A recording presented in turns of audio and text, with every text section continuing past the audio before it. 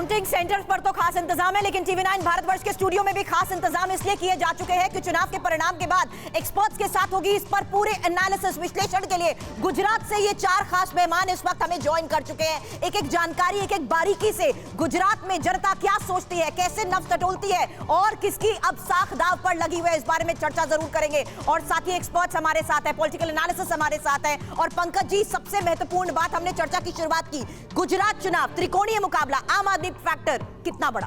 देखिए, मेरी 2 चीज़ों पर बहुत बड़ी नज़र होगी। ये पहली बात ये कि आखिरकार ये बीजेपी का जो ग्राफ है वो कहाँ तक जाता है गुजरात में, और सबसे बड़ी बात ये है कि अगर आम आदमी पार्टी वहाँ बहुत अच्छा कर लेती है तो अपोजिशन में कौन होगा उस पर सबकी नजर। अपोजिशन में कौन होगा? सर, आप गुजरात से ताल्लुक रखते हैं, गुजरात को हमेशा समझते आए हैं, इस बार आम आदमी फैक्टर कितना इंपॉर्टेंट? आम आदमी पार्टी इस बार पहली बार तीसरी पार्टी के रूप में गुजरात चुनाव लड़ने के लिए आई है। लगता है वो अपोजिशन तो कांग्रेस ही रहेगी।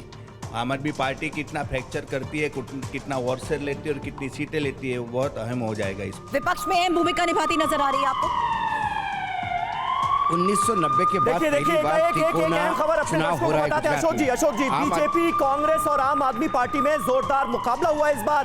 पहली बार ऐसा हुआ है, दशकों बाद हमने देखा है, वरना बीजेपी कांग्रेस में डायरेक्ट फाइट होती थी, इस बार ट्रायंगुलर फाइट हुई है। वानखेड़े जी, वही मैं कह रहा हूँ कि पहली बार 1990 के बाद पहली बार तिकोना फाइट हुई है।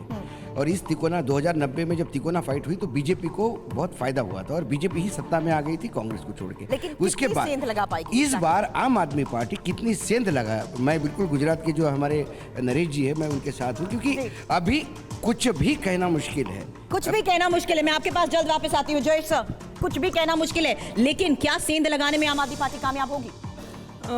उसका प्रारंभ अच्छा हो सकता है गुजरात में, लेकिन विपक्ष में वो बैठ नहीं सकती। रामकृपाल जी, प्रारंभ अच्छा हो सकता है तो बेचैनी किसकी बढ़ाएगी, कांग्रेस की या बीजेपी की भी?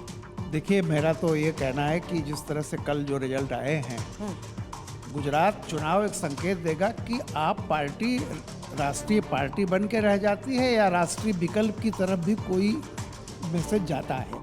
मेरा ऐसा मानना है कि वो राष्ट्रीय पार्टी तो बन जाएगी, राष्ट्रीय विकल्प का कोई मैसेज आने वाला नहीं। बड़ी बात यहाँ पर समीर सर ने कही है, क्योंकि यहाँ पर विकल्प के तौर पर जनता कितना स्वीकार कर चुकी है आम आदमी पार्टी को, नतीजे सामने होंगे बस कुछ ही देर बाद।